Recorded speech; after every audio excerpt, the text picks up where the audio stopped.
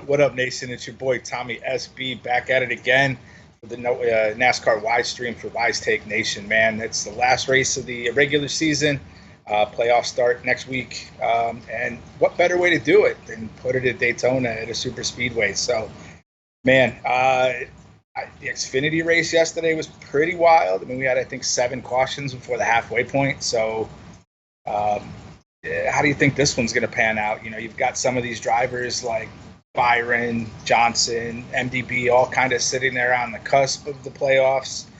And then, you know, all you got to do is win to get in. And you got all these drivers from 16th and stuff back that are just you're probably going to go for it. So how are we going to see this one pan out? I think it's going to be, you know, a typical Daytona race, man. We're going to have a couple of big wrecks, probably take out a good portion of the field. I think they started with 37 in the Xfinity and something like 18 or 19 were still running. So, and, you know, a lot of those cars, if they're running in the 20s and still running, they were hurt real bad. So, yeah, man, you know, as we always do with super speedways from a DFS perspective, don't care about leaving salary on the table. I built a team with all cars starting 26th and back and left 12 grand on the table and felt completely comfortable playing that team.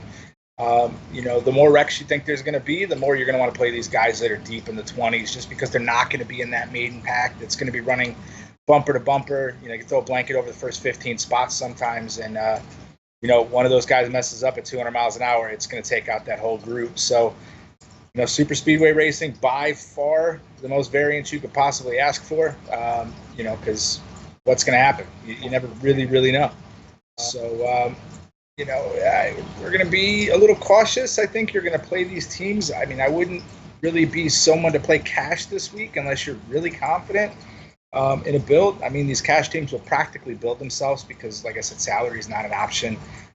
You know, you get into these expensive guys, you're getting different with some of these expensive guys, and then, you know, you've got some chalk and Chase Elliott's, some, you know, mini chalk and like Eric Jones and stuff like that starting inside of the top, you know, starting outside the top 20, man. So, you know, like I said, it's going to be about limiting your exposures. I probably, if I was doing like 150 entry, probably wouldn't go over like 30 to 40% on somebody. Unless you're really confident. And, you know, like I said, there's going to be some of these pieces of chalk that you're going to figure out what you want to do with this week. You know, or you're going to say, all right, you know, like somebody like Brendan Gaughan starting dead last, who's a decent super speedway racer, am I going 100% and he's just going to be the plug and play for all of my lineups? Or am I thinking, listen, I don't know if Brendan's going to do what he's supposed to do, might wreck early and crush, you know, 40% of the field. I might go 20-25%. You're still going to want to get some exposure because he's just too juicy. But, you know, again, it's what are we going to do with that? So, you know, we'll drive right into this driver by driver breakdown. So starting at the top, we got Chase Elliott starting 27th, and he's 11K. You know, he's priced that way for good reason. You know, Chase Elliott is somebody who's been strong this season. You're getting him starting 27th. You know, you're hoping to God that he's maybe just kind of rolls around there for a good chunk of this race. And tries to stay out of there, but you know, not the greatest super speedway racer either. So, you know, again, it's what do you want to do with that? Are you gonna, you know, take a stand over the field and try to go heavy on him, or are you saying, nah, Chase Elliott's gonna finish like 20th and crush, you know, something like 35 to 40% of the field? So, Denny Hamlin, you got Denny Hamlin starting 10th. You're not going to want to play too many of these guys starting probably in the top 15 or so. You know, you're probably building maybe 1 or 2 of them into a lineup at the most. And the more you do, the more you're getting different from the field because, like I said, there's just so much place differential upside in a race like this where there's so much unpredictability. So, you know, Denny Hamlin, I think, will probably be one of the more popular options up in the expensive price range starting inside of the top 10 just because he's back-to-back Daytona 500 winner. But, you know, for Denny Hamlin to get through there at 10-4, he's either going to have to practically win this race or lead something like 20 or 30 laps, which usually doesn't mean a whole ton here. You know, but I think that's what you're going to need for Denny to get there. You know, Denny's probably going to come over 20%, probably just because people are like, okay, I've got all this salary left, and if I'm going to take somebody inside of the top 15, I'm going to take a solid play like a Denny Hamlin.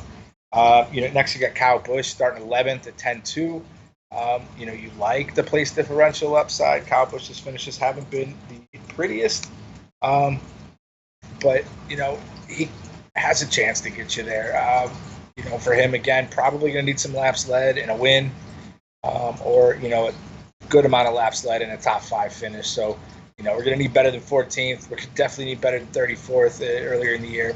One of these second places or thirds is what you're looking for. Kyle, again, probably not going to be extremely popular. Some people will probably play him just because of the name, and you're starting decently up front.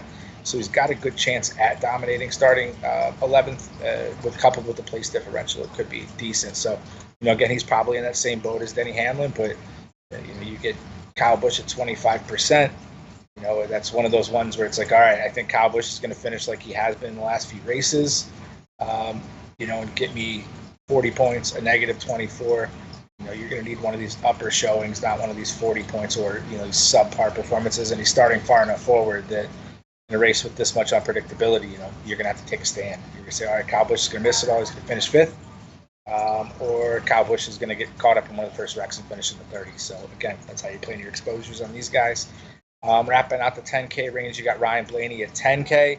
He's starting 9th. Again, Blaney will probably garnish a little bit of ownership just because you're getting the place differential upside potentially. Blaney maybe top 3 to a win. It'd probably get you there with him. It just depends on how much of these, these chalkier pieces wreck and how much getting different is what's going to make the, make the difference.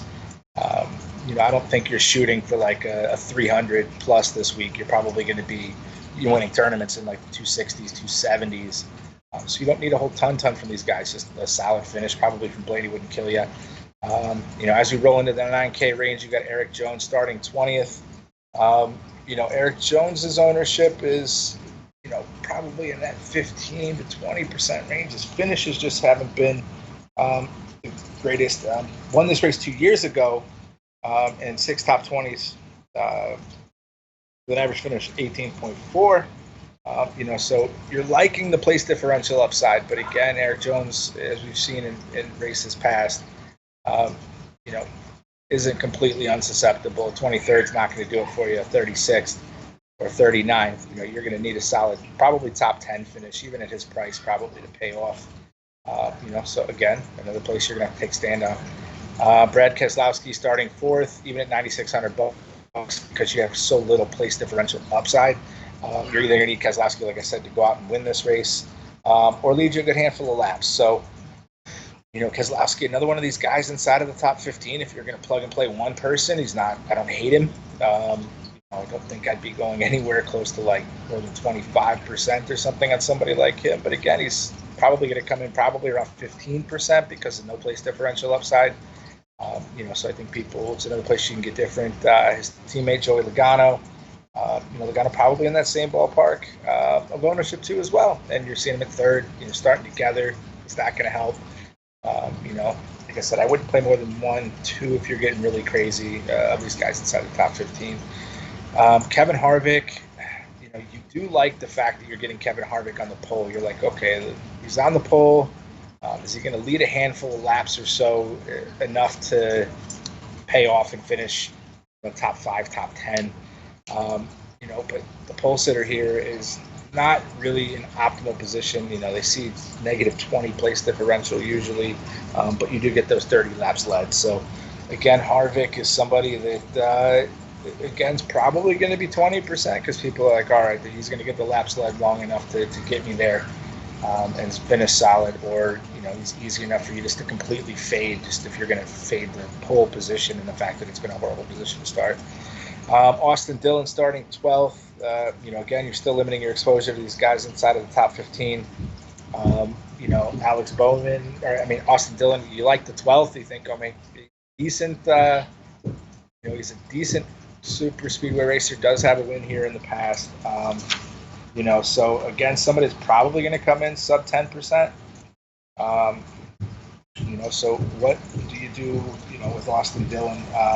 It's one of those pieces that if you think Austin Dillon's going to have an Austin Dillon-like finish here, you've seen it's not horrible here. 12th, 9th, 1st. Even if he finishes where he started, which is what he did earlier this year, would be great. Just moving a few positions could be enough to get you there at somebody that's going to be super low on. So, again, worth taking a stand. If you think Austin Dillon's got it, then you see enough to fade if you think Austin Dillon's going to wreck. Martin Truex starting 2nd. again, you're really limiting your exposure. Truex, not one of the greatest, super speedway racers. I think he's going to garnish a little bit of ownership just because he is Martin Truex and he's starting second. And you're like, okay, if Truex can get around Harvick to start this race, he could lead the first 20, 30 laps or something like that. So who knows? Truex probably not going to be any more than like 10% owned. Again, place you can get different. Like that's what you're going to have to do with these super speedway races. It's like, taking the pieces or two of chalk that you're going to take and then really trying to say how much difference am I trying to get? Am I going to say, okay, I got two guys inside the top 14, 15 that are going to finish well, and I'm just going to take a stand on those two guys and then plug in the other two as, some of these mid-range place differential guys you like. So, Truex, again, if you're going to play him, don't go crazy, but, easy enough if you're saying I'm just going to stick on place differential. He's easy enough to just take out of your lineups if you wanted. Brendan Gaughan starting 40th, $8,600. It's a good price. I think you're still stealing Brendan Gaughan. I know over on FanDuel, I think they completely missed on his price. Starting that deep, he's somebody that's a solid, one of these solid plate racers. $6,500. You can do whatever you want over here on FanDuel if you plug in Brendan Gaughan. Brendan Gaughan at $6,500 goes out and gets you top 20. You're probably cashing checks all the way to the bank. So as we see, Brendan Gaughan 7th, 19th, 23rd, 12th, 28th. Brendan Gaughan just has to have a normal day. 28th being the worst he's finished at his price. I'm probably at, I want 15 spots or so probably out of him to be, a super chalk piece that I'm going to play a ton of. If I had to lean, I think Brendan Gaughan's probably going to come in somewhere like 35 to 40%. And, at his price, he's worth taking a stand left or right. He's not in great equipment. So, Brendan Gaughan gets caught up early. You could end up finishing 30th or worse, and he's going to crush 35, 40% of the field. Or you say Brendan Gaughan's going to finish 20th. This is what he does. He's really good here.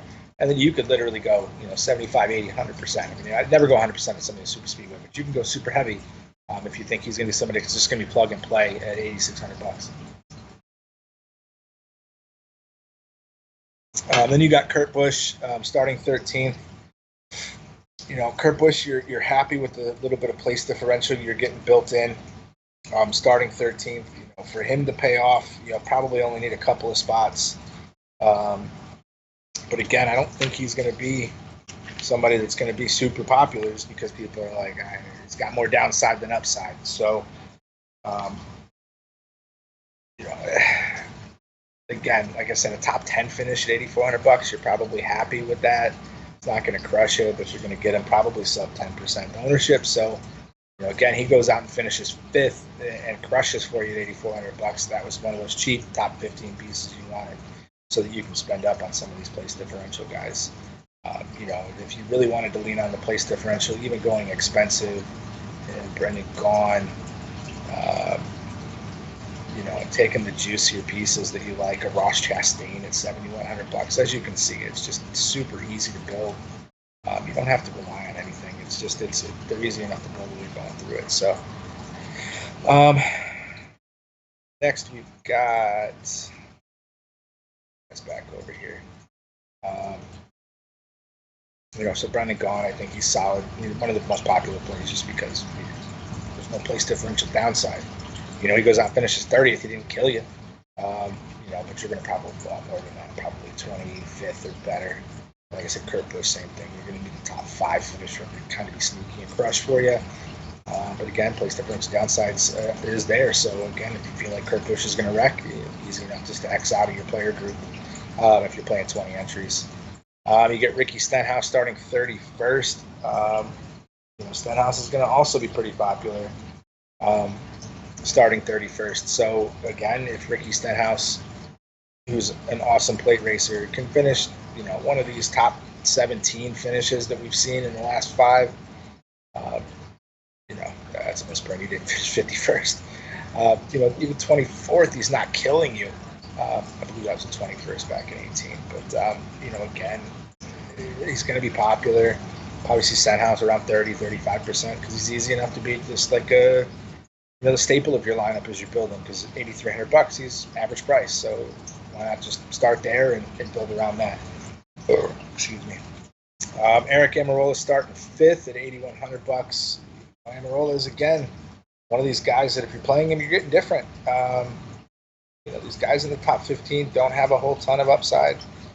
And Amarillo, again, going to be sub 10%, but he could be that one sneaky piece. Amarillo isn't horrible. You've seen some top 10s, and these were in worse equipment. This was the same equipment last year in this race, so it was 7th.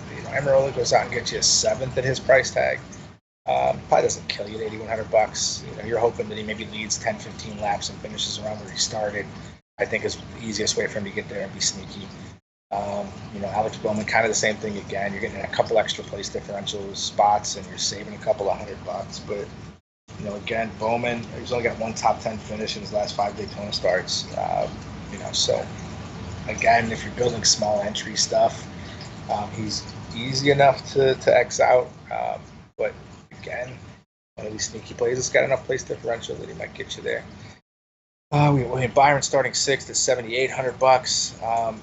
Byron is another driver that, again, if you're playing him because he's your one guy inside of the top 15, or if you're getting really sneaky, you're playing 2 because you think, say Denny Hamlin starting 10th and William Byron because you think Denny Hamlin's going to win and William Byron's going to finish 3rd or 4th at $7,800. You're getting him super low on, so that's where you're getting different.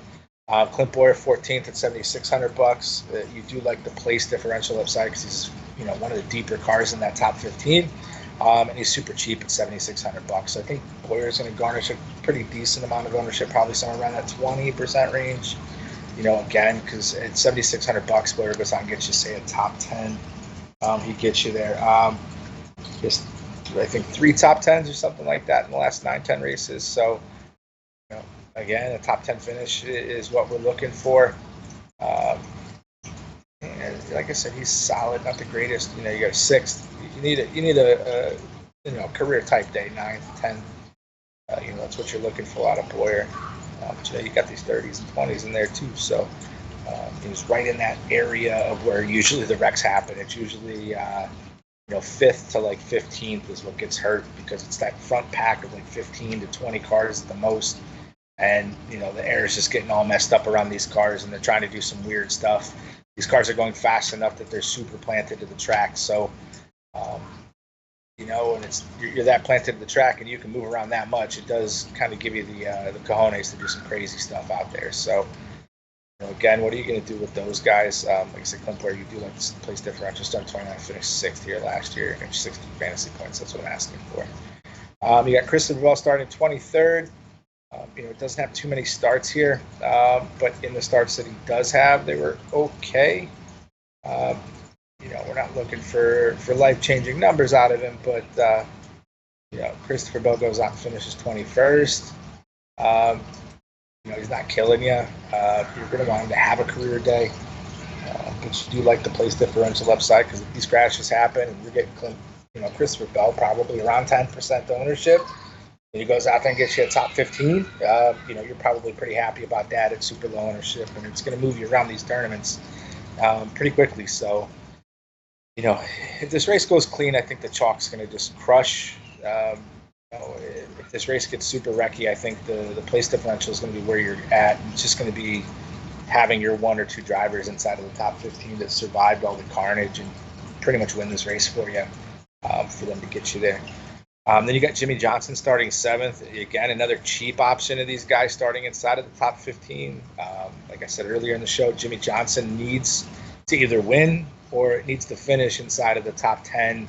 And I think he has to beat out Byron or Bowman, I can't remember. But he's got to beat out his teammates in order to even hopefully sneak into the playoffs. And then, God forbid one of these guys like Bubba Wallace or something really freaking random ends up winning this race like Justin Haley did last year, that's going to even make it even more difficult. So, what are they going to do with that? Are they going to try to go for stage points and try to sneak in on just points, or are these guys going to say, screw it, I'm Jimmy Johnson, this is probably my last Daytona race. Am I going to completely go for it or not? So it all depends here. Jimmy Johnson going to be super, probably low on, probably under sub 10%, 10, 12, 15. somewhere in that range, just because he's cheap. And again, you can still spend up on all that place differential goodness if you say, okay, this is my one guy inside of the top 15 that I'm getting weird with. Cole Custer starting 16th, you're getting him at $7,200. You kind of like the place differential upside. Again, I don't think he's going to be extremely, extremely popular. Just because Cole Custer's got a better chance of wrecking than finishing better than top 16. But, again, if you're getting him super cheap and you're getting a piece that's got some place differential upside, it's another place you could kind of get different. If he is smart, rolls back into like the 20s and rides around, he's just outside of that big group. When these big groups start tearing each other apart, he's going to organically end up in the top 10, top 15. So you're hoping for that. Then you get Ross Chastain at $7,100, starting 36th. Chastain, you're getting him super deep. So you really do like that. Chastain's not horrible at these super speedways. We've seen some top 10, top 20, even top 25. Even I think a 30, which is like his worst race, isn't going to kill you. Even at $7,100, you're probably going to want 10 spots, 10, 15 spots, which I think has a really good chance of happening. It's all a trust factor with Chastain. Do you think Chastain's got enough, to get to the end of this race? He was part of the colleague stack in Xfinity with him, Allmendinger, and Justin Haley, and the three of them led like the last 15 laps of the race until Chastain's like, I thought when there was like 2 or 3 laps to go, the team orders went out the window and he went for the win, and wrecked him and Allmendinger, but still finished inside. Both of them still finished in the top 10, sliding across the finish line wrecked. But Justin Haley went off to win the race. So you stack the 3 of those cars, you still would have left a ton of money left on the table by the end, and you still probably would have done extremely well with just stacking those 3 cars. So, because you got 3 guys, even on FanDuel, you got 3 cars that finish inside of the top 10. So you're happy with that. So Chastain, again, probably going to see 15, 20% ownership. How do you want to take a stand on that? I mean, I could easily see myself going over with Chastain because I love the price tag. I'm only asking for 10 spots or so, to get me there. So MDB, last guy probably in the top 15 is Price, getting a $7K. MDB does have to fight to get into these playoffs. So, I see MDB's ownership just because of motivation. See him somewhere around Chastain's. If you take the 2 of these guys, you say he's my top 15 guy because I think he's going to finish 8th or better. I could see you taking MDB and taking a stand there. So, again, I love the price. Don't need a whole ton out of you, but I do need some positive place differential. And at your price, it's like I said, he's either it's records or checkers. You know what I'm saying? He's going to finish inside of the top 10 or he's going to rack and be 20, 50, crush you. So do what you will with that. Michael McDowell, another piece that's going to be popular. It's just his price tag. I mean, you do this, you can take 2 or 3 expensive guys. You play 3 guys under 7K, like right in the 7K range. So, again, at McDowell, another guy that's not bad at super speedways. You got to scroll up to find his name. You know what I'm saying? Take out that 26th. Anything else, I'll take that. You give me a 15th or better starting 26th, I'll take that from Michael McDowell. 10 spots is what we want at his price tag. So he'll garnish a solid amount of ownership. But again, Michael McDowell does not have the greatest equipment and could wreck out of this race just as easily. So, yeah, man. So it's like I said, it's how much of this chalk are you eating? And this is where you guys are going to make massive moves in tournaments because, McDowell at, 25% or so owned, and you say, I'm not playing him at all, and he finishes 30th.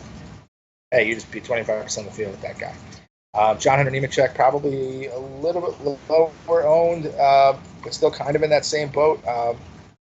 You're liking the place differential upside, but he's a rookie at a super speedway. So, again, he'll probably be sub 10% because people are just scared, but I love where he's starting. So, if he's smart and just kind of says, I'm going to sit here 24th, 25th, I'm just going to roll around the track, let these guys beat the crap out of each other in front of the thing to stand in the lead lap, which is, of course, capable of doing that.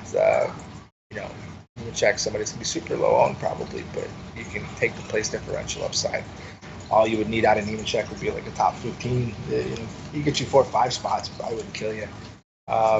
He's finished top 15 in both races, both super speed races this year. So again, it's going to feel like our old school Ricky Stenhouse when he was $6,800 and starting deep in the field. It's like he just has to finish, and he'll probably finish better than where he started. But again, the wrecks are real. Bubba Wallace starting 21st. Again, one of these guys that you do kind of like the place differential upside.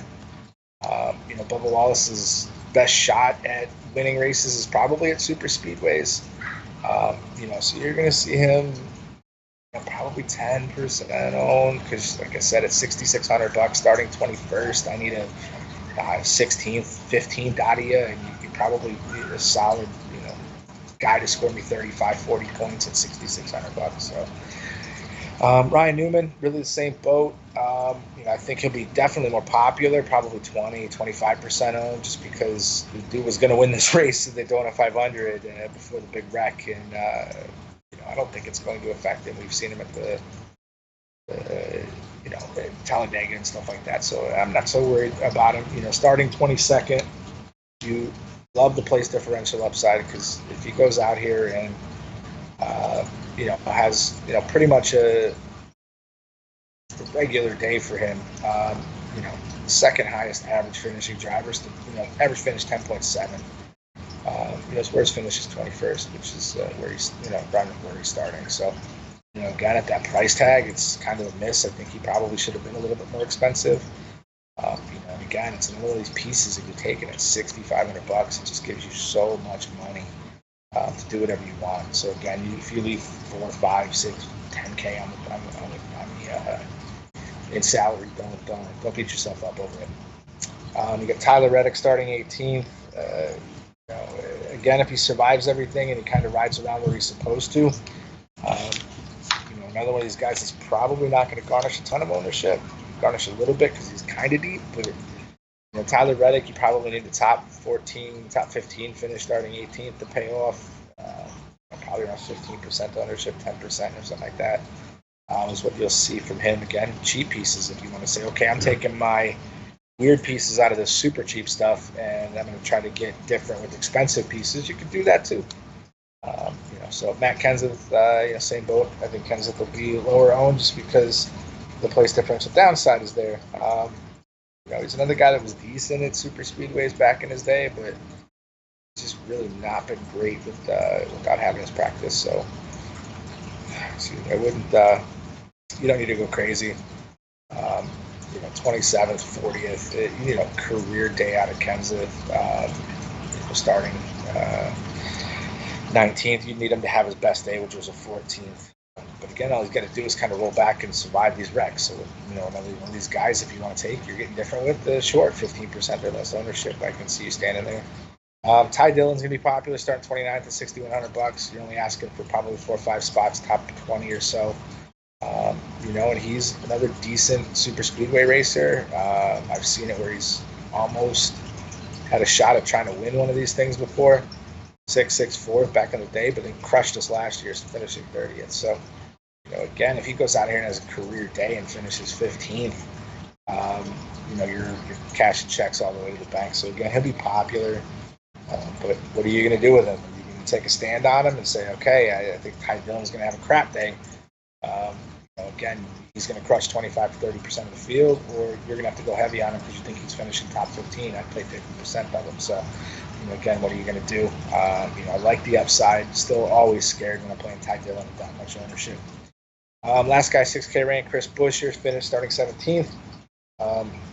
Again, a little close to the front for me for Buescher, but you do get a few spots. If he would have started any deeper in the field, I think we would have been all over Buescher. 3rd, 17th, 5th, 10th. You need him to come back to this form. He's in better equipment this year. So we saw that 3rd, with the Daytona 500. And he was another one of those guys that sneakily could have won that race. Start 17th again, he gets you close to 10th. Or not even that much, probably only a few spots at 6K to pay off. So, Buescher probably 15%. Again, he's one of these guys that you can definitely get different with if you think he's going to be able to make a few spots up. Brian Priest starting 28th. what are we going to do with Ryan Preece? Only needs to get you a few spots. But again, I hate, it's always so hard for me to get and stand behind Preece starting 28th.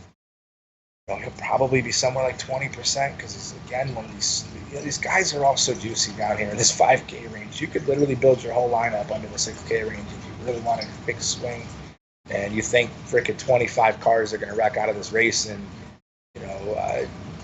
Davidson's going to finish 15th because he's still running. Like, you could easily do that and probably leave 25 grand on the table. And I wouldn't hate you for playing those kind of lineups, but I don't think you have to go that far because I do expect at least one piece in the top 15 to potentially get us there, even at dominator points and place differentials. So I don't think you're going to have that much left over. But again, I mean, if you really thought it was going to get wrecky, you could take a hoof, Timmy Hill, Davison, Joey Gase. You could even still go get expensive and take Brendan Gaughan, who's starting 40th, and say, okay, I'm gonna take Ricky Stenhouse. I still have myself 13 grand on the table, and I don't hate myself for playing. I wouldn't hate myself for playing that lineup. So, again, get as weird as you want. It's all how you think this race is gonna go. As we get down, so Ryan Preece again, you only need probably 8 to 10 spots to pay off. So, what are you gonna do with that? Daniel Suarez, same thing, $5,600. Suarez finishes 20th. Your cash and checks all the way to the bank. You're probably 15% owned or so. Back in the day when he had good equipment, he was decent at these things. Again, if there's a chance of him finishing well, this is going to be the race. So, again, I think Suarez is probably around 15% owned. And, again, he's at $5,600. You could make him a staple because you think he's finishing 20th. Or, nope, Suarez is finishing 30th or worse. I'm just going to fade him and let him crush 15, 20% of the field. Joey Gase starting 37th at $5,500. I don't think his ownership's going to be crazy, but I do like the 37th place starting spot. So,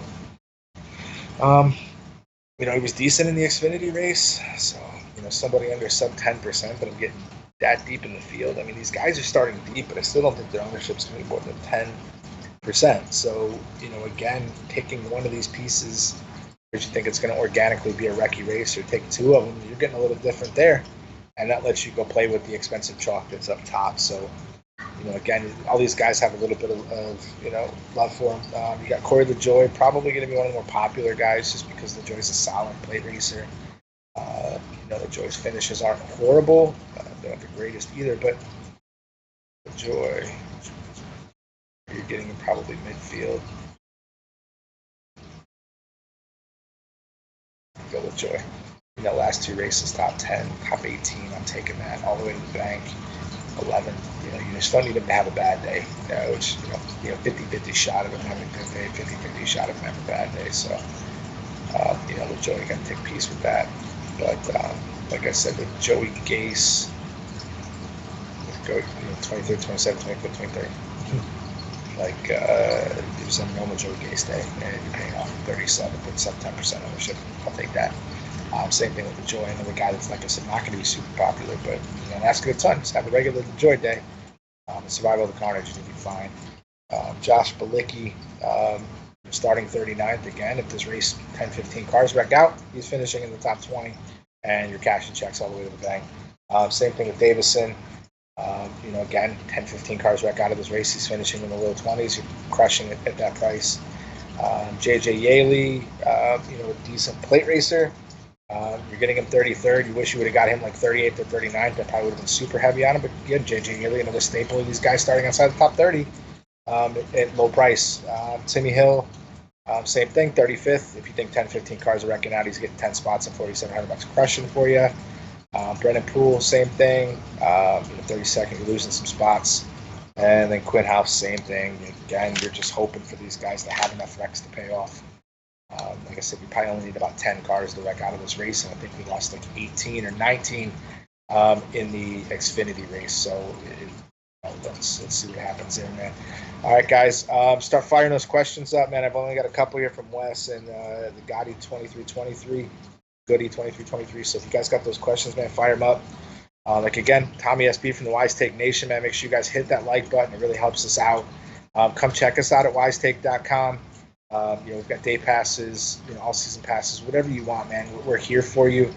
We teach you to be a better DFS player. We're not here to sell you picks. We're here to tell you how to play better so that you can take what we're looking at and kind of adapt it to your own, man. Like I said, we've got the Slack chat all the time. We're up in there with the members, hanging out and talking about what we think is going to happen for this race. So you don't have to get crazy, man. But like I said, fire those questions up, and we will get at them. So first question I got here is, Wes Braden says he thinks Gone finishes top 20 or better. I can totally agree with that. Top 25 for Gone, he's crushing for you. So again, you can go super heavy, or you think Gone finishes 30th or worse, you can not play the The Goody 23 top 3 picks. I'd say my top 3 picks on top 3 picks as far as chalk. I think you're going to see probably Chase Elliott, Brennan Gaughan, and like Ricky Stenhouse, Denny Hamlin. I think are going to be your next more popular pieces. And then those pieces where you can get a little bit weird because you're trying to go. I think my top 3 sneaky plays. Could be somebody like a Keselowski or a Logano. You have a chance to win this race expensive, so I don't think they're going to garnish a ton of ownership. Even maybe even Eric Amarillo, your 3rd, 4th, 5th place guys, like I said, are going to be super low owned, and they need to crush. Then we've got Breakbeats 2727. Is this track known for having a lot of wrecks? Absolutely. I can pull it up over here in Racing Reference. I'll show you what they're looking at here. So it's, we see a lot of cars not even finishing the race, or damaged cars just trying to survive long enough to finish. So I'll show you here. Daytona. So cool thing for you guys, but Racing Reference is pretty cool for you to go back and look at, past finishes. It does show us everything but fantasy points of what you're looking for. But it does show you. So here's the Daytona 500 with 9 cautions for 39 laps. And if you look down here, we had 15 cars that were crashed or not running. We go back to this race. Last year, the Coke for Zero Sugar 400. We had 6 for only 25 laps. You only had 1, 2, 3, 4, 5, 6, 7, 8, 9. So had 10 cars. And that was a good race. So again, what do you think happens? And the year before that, you had 12 cautions for 47 laps. We had cars wrecked all the way into the top 17. So, what do you do? If it's with this being the race right before the playoffs, there's a lot at stake here. So, I think a lot of these guys are going to be trying to swing for the fence, and I think it's going to make it more exciting. But exciting does craziness for your fantasy lineup. So, again, it's going to be hoping and praying that you get that guy hopefully inside of the top 15 that crushes for you, or 2 if you're playing really sneaky and just sneaking in there, or are you just going to say, nah, I don't think anybody in the top 15 finishes this race, and I'm going to play all these place differential guys from 20 if they're so back. So, again, what do you want to do with that? Wes Braden Wreckfest tonight, especially with so much at stake. Yep, exactly what I was saying, Wes. We're waiting for too much, and I think people are getting crazy. David Stubbs asks some thoughts on Amarillo. Again, Amarillo is going to be sub 10% ownership, but he's cheap enough. He's different enough at $8,100.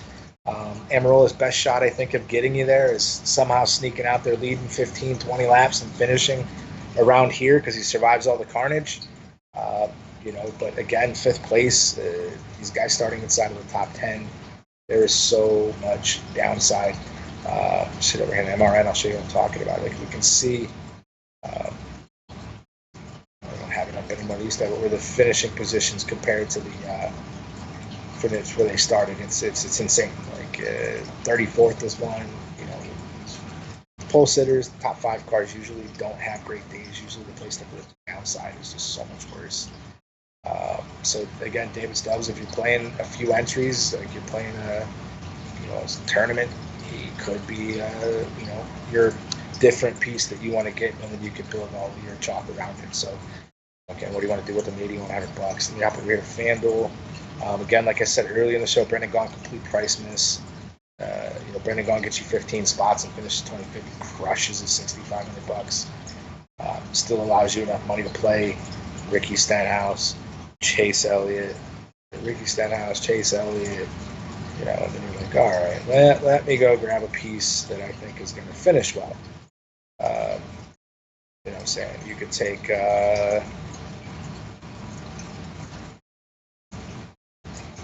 like again, you're going to have Dillon, another place differential upside guy. You say, I think Joey Logano wins this race. Still he's at 10K. What else do I want? I could take Michael Mcdowell. I could take Blaney. I could take Mcdowell. I could take Bell if you want to take the place differential upside. And you can still spend up. Again, all these guys up here that are expensive, you're taking stabs at. So, again, it's not going to be hard to build your lineups. It's just, like I said, don't be uncomfortable leaving a good amount of money on the table. We got Wes Braden says he likes Blaney for the win. And thanks again to you, Wes, for the support, man. We'll definitely see you back here next week as we get into the playoffs. But, thank you. Blaney for the win, it's a strong claim. But is it completely undoable? No. Blaney's got some seconds. Some solid finishes here. So second, Blaney does that. He's crushing for you even though he's starting 7th. So, yeah, easy. If you want to add that to your piece in the top 10, definitely go there, man. Blaney's a solid play starting now. All right, man. So I think we're going to get out of here, guys. But hit me up at kartracing_22 on Twitter if you got any following questions, man. We'll be back here next week for the NASCAR live stream again. I'm your boy, Tommy SB. I'm going to help you punch your ticket to Screenshot City, man, over at Wise Tech Nation. So come check us out. Thanks. Yeah.